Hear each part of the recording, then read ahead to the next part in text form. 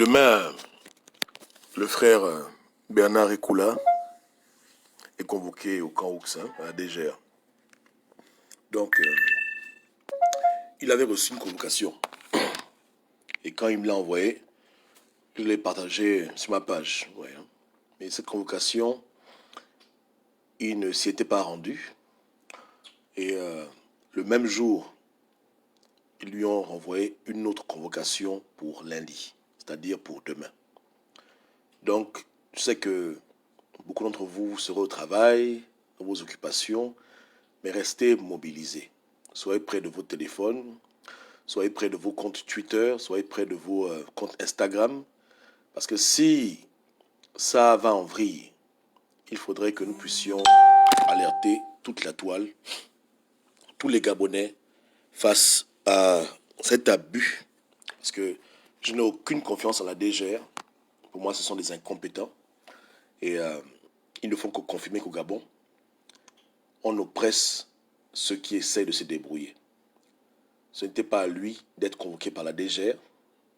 Si la DGR voulait ouvrir une enquête, elle peut l'ouvrir sans lui.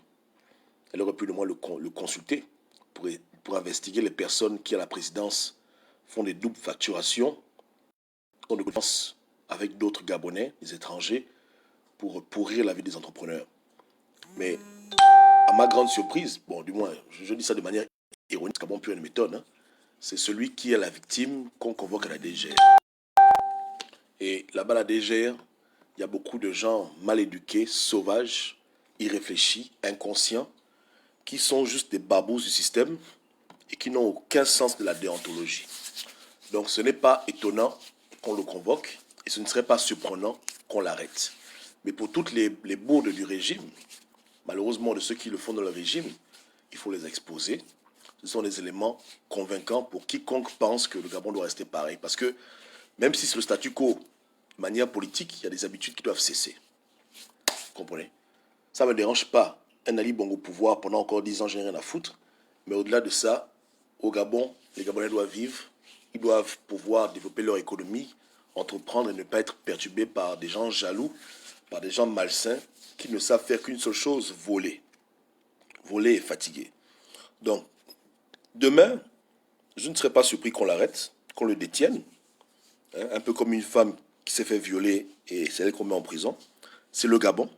Ça va étonner personne, mais c'est à nous maintenant de faire tout pour que les médias internationaux puissent prendre le relais et que ce sévice du régime, hein, de certaines personnes dans le régime, parce qu'on va pas accuser tous les pédégistes, hein, on va pas accuser tous les émergents de ce genre de bêtises, puissent être exposés au grand jour, pour que le monde voie et comprenne.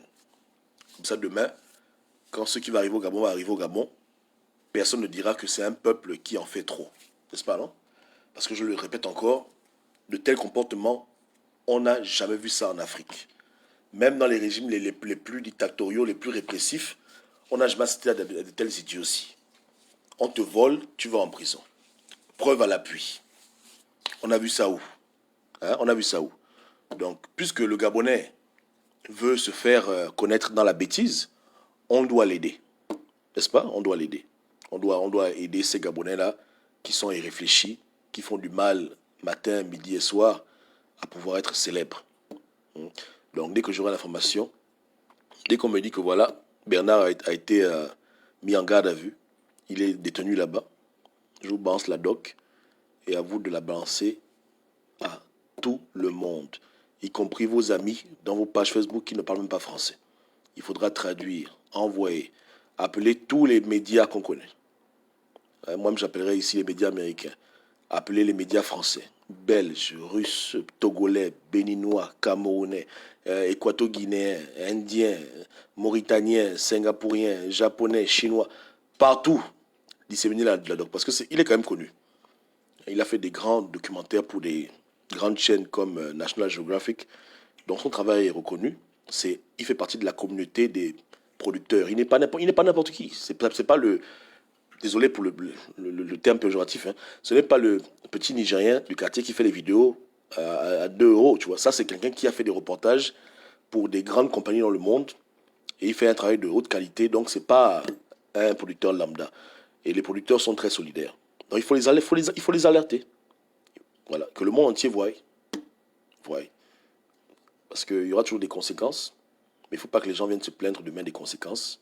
Ce qu'ils sèment, il faut qu'ils récoltent. Et ces gens ne peuvent jamais, jamais, jamais résister à la tentation de faire du mal lorsqu'ils ont été mis à nu.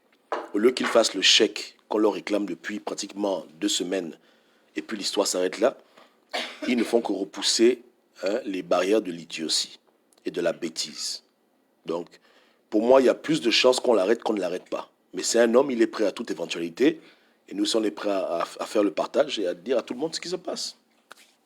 Au niveau du Gabon, normalement, il ne devrait pas se rendre à la DGR seul, parce que c'est un problème qui concerne tous les Gabonais. Aujourd'hui, c'est lui, demain, c'est toi, demain, c'est moi. Donc, ceux qui ont du temps devraient l'accompagner, ne fût-ce que pour apporter leur soutien moral et psychologique dans cette épreuve. S'il a une famille, toute la famille devrait l'accompagner. Et quand je dis toute la famille, c'est tout le monde, y compris les nouveau-nés. Tout le monde, parce que c'est une affaire gabonaise. Une affaire familiale gabonaise, c'est quelque chose de très grave. Il y a des gens qui ont peut-être du mal à saisir l'ampleur du problème, mais le problème, il est gravissime. Il est extrêmement gravissime. Donc ça devrait engager tout le peuple gabonais qui devrait être solidaire avec ce jeune frère et l'accompagner jusqu'au bout. N'est-ce pas? Il faut aussi relever les noms des officiers qui vont être utilisés pour la sale besogne. Parce que personne ne vit au ciel au Gabon. Les gens vivent au Gabon. Donc les agents de la DGR qui vont s'occuper de l'enquête et qui peut-être vont être utilisés pour l'incarcérer, la victime, lui, il faudrait qu'on puisse avoir leur nom. Donc je compte sur vous pour envoyer la bonne doc. Parce qu'il ne faut pas juste qu'on dise qu'il a été arrêté. Il faut qu'on comprenne qui l'a arrêté et qu'on fasse nos enquêtes pour découvrir qui sont les personnes qui ont appuyé les petits boutons pour faire l'idiotie au Gabon. On doit les rendre célèbres. Parce que les Gabonais veulent le buzz. Ouais, non? Les gens qui font du mal, là, ils aiment ça. Ils aiment la publicité. ils veulent être célèbres. On va les aider. Il n'y a pas de problème. On va les aider. Ouais. Donc, c'est très déplorable. Et tout ça, hein, c'est pour intimider, pour faire peur, pour décourager les autres entrepreneurs gabonais qui vivent les mêmes situations, de faire pareil. Ils essayent de vouloir faire de Bernard un exemple, que lorsque tu as raison, lorsque tu es dans tes droits, tu dois apprendre à te taire et à supporter la douleur, ne pas amener du pain sur la table de tes enfants, ne pas payer tes employés. C'est toutes ces choses-là qu'ils veulent faire. Hein. Parce que c'est des gens qui ne connaissent que la terreur. Ce sont eux les vrais terroristes. On pense que le terroriste, c'est celui qui est dans les cavernes avec Osama. Non, non, non. Le terroriste, c'est celui qui veut terroriser. C'est celui qui veut museler. C'est celui qui utilise des techniques draconiennes pour empêcher que les gens s'expriment. Ouais, non? Ils veulent museler les gens, mais ils ne vont pas les museler. En tout cas, moi, personne ne m'envoie les Western Union du Gabon pour que je la ferme. Ouais, non? Donc ce problème-là, on va en parler. Incarcération ou pas, on ira jusqu'au bout dans ce problème. Pour toutes les personnes au Gabon qui ont essayé ou qui essayent de faire du business, c'est un problème qu'il va falloir régler. Alors là, il n'y a rien à faire. Hein? Le règne des étrangers au Gabon, où ils marchent les Gabonais, doit s'arrêter.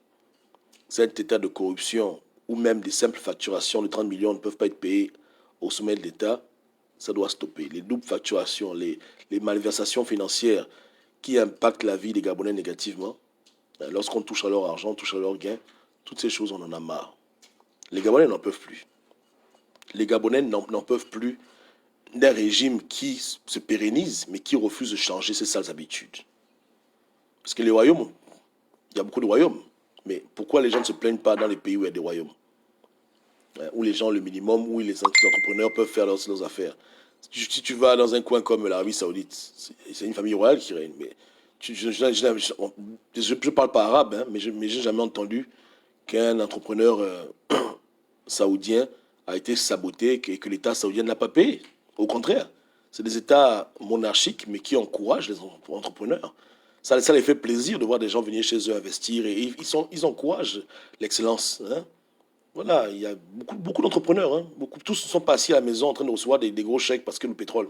Beaucoup font des choses. Ils créent des compagnies d'automobiles, des compagnies de construction. Ils investissent chez eux, ils arrangent leur pays et l'État les encourage. Pourquoi au Gabon, ça ne se passe pas ainsi? Pourquoi il faut lécher les pieds des gens pour avoir son argent? Pourquoi on sabote celui qui veut faire du bien, qui veut aider les siens et s'aider soi-même? Pourquoi est-ce que c'est comme ça? Pourquoi sommes-nous toujours dans ce concept d'autodestruction et d'auto-sabotage? Quand l'État gabonais fait du mal aux Gabonais, il pense qu'il fait du mal à qui? Non, concrètement, quand des gens dans la République haut placés sabotent des Gabonais qui veulent entreprendre, ils pensent qu'ils font du mal à qui? C'est ça l'émergence? C'est ça aimer le Gabon? Est-ce que c'est ça aimer le Gabon? Et ils veulent qu'on dise quoi? Qu'on vienne les lécher les pieds? Ils ont tort, ils ont tort. Et comme ils ont d'avoir tort, ils veulent faire la force. Mais qu'ils fassent la force. En tout cas, nous, on est prêts. J'aurai la doc en temps réel. Donc, dès que c'est bad là, tout le monde monte sur son Facebook, publier, publier, publier. Publier partout. Ceux qui sont en France, vous appelez TF1, parce que Bernard, il est français. Vous appelez TF1, vous appelez BFM, donnez-leur le scoop. Dites-leur que le producteur de reportage télévisé gabonais, envoyez l'article de Gabon Revue, appelez leur standard, faites tout péter. Ouais, non? Appelez la radio dans vos pays respectifs, les agences de presse, mettez tout le monde au parfum. Faisons le boucan maximal. Maximal. On doit casser Internet. Voilà. Ah oui. Dans toutes les langues, il faudra briser le net.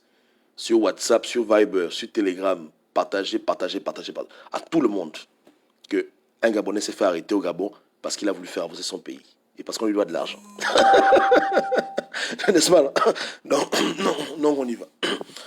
J'ai dit, dans ce combat-là, on ne pourra jamais perdre. Vous savez pourquoi?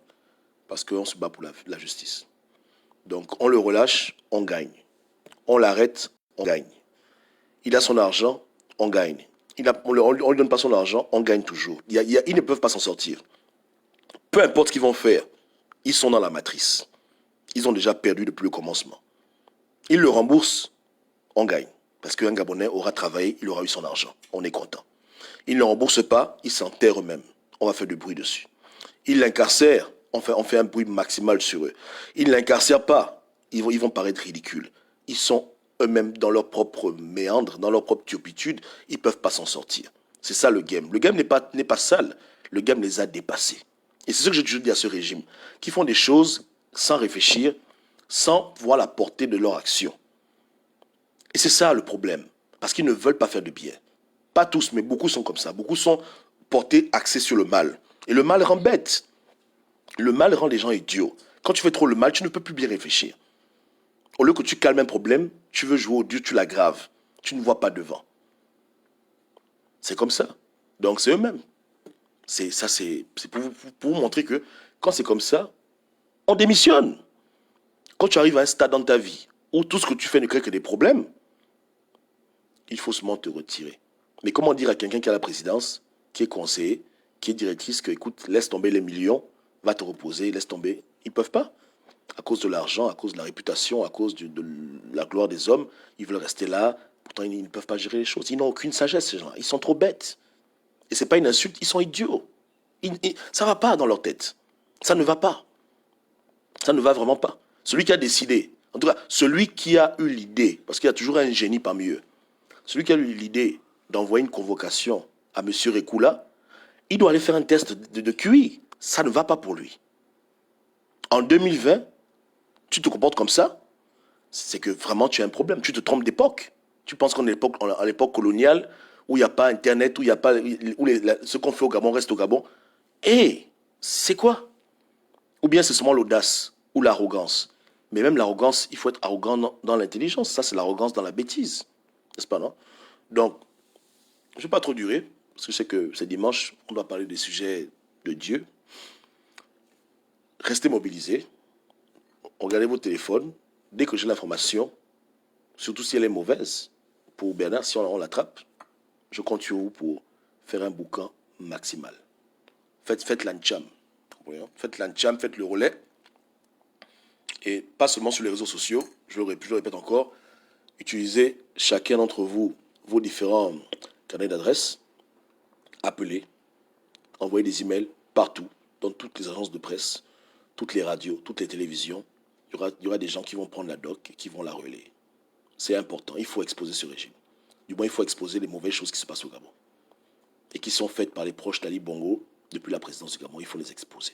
C'est important. Tu le fais pour lui, tu le fais aussi pour toi. Et je fais que répéter, tous les entrepreneurs gabonais qui vivent des situations similaires, écrivez-nous. Sans tabou 241 à Gmail. Envoyez un message dans mon inbox sur mon WhatsApp, sur Messenger. Ne restez pas la bouche fermée. C'est le temps de tuer la bête. C'est le moment d'en finir avec cette habitude où on sabote le Gabonais qui veut s'en sortir. On ne peut plus tolérer d'être appelé paresseux, être appelé fainéant, alors que quand on essaye, on est saboté de l'intérieur. On nous avorte. L'État est supposé être notre mère. Notre propre mère nous avorte. Elle fait le culottage sur nous. Elle tue nos rêves, elle tue nos projets et elle favorise l'étranger qu'elle a adopté. Jusqu'à quand? Donc si tu as vécu des choses similaires, n'aie pas peur de te faire arrêter. Bernard n'a pas eu peur, il a fait sa vidéo, c'est un homme. Toi aussi parle, témoigne, donne des preuves, des évidences. Montons un dossier béton pour condamner cet esprit au Gabon qui empêche que le Gabon ne puisse évoluer. Dans le domaine musical, artistique, professionnel, culturel, toutes les personnes qui sabotent les Gabonais, il faut les vendre. Donc témoignez. N'hésitez pas, envoyez vos courriers, envoyez vos docs, témoignez. Identifiez les personnes qui, à répétition, empêchent les Gabonais d'avancer. S'il y a un monsieur qui est assis sur des dossiers, s'il y a quelqu'un qui passe son temps à faire des fausses factures, donnez son nom, son prénom, donnez des preuves pour l'incriminer, on va l'exposer sur le tribunal public. Balancez toute la doc. Ne gardez rien pour vous. Parce que Bernard, c'est nous tous. Il est nous tous. Et nous sommes lui. Donc, un pour tous, tous pour un. Lundi, on gaspille. Yeke. Voilà. Et le message n'est pas pour les opposants. Hein. Le message, c'est pour tous les Gabonais. Même celui qui est au PDG, qui veut demain faire son petit commerce, s'il tombe sur un mauvais grand qui ne l'aime pas, il va utiliser le système pour le fatiguer. Et ce ne sera pas joli. Donc, même les PDGistes sont victimes de ce genre de choses. La jalousie n'a pas de parti politique. La méchanceté n'a pas de parti politique. On se comprend, non? Voilà. Donc, c'est une bataille qui nous engage tous Gabonais, nous tous autant que nous sommes. Menons-la bien et utilisons ce problème pour percer l'abcès une fois pour toutes et qui ne repousse plus. Ok? Donc, à demain. Hein. Par rapport à ce problème, on se parle demain par rapport à ça et puis je vous tiendrai au courant. Donc, restez vigilants et restez à l'écoute. Ciao, ciao.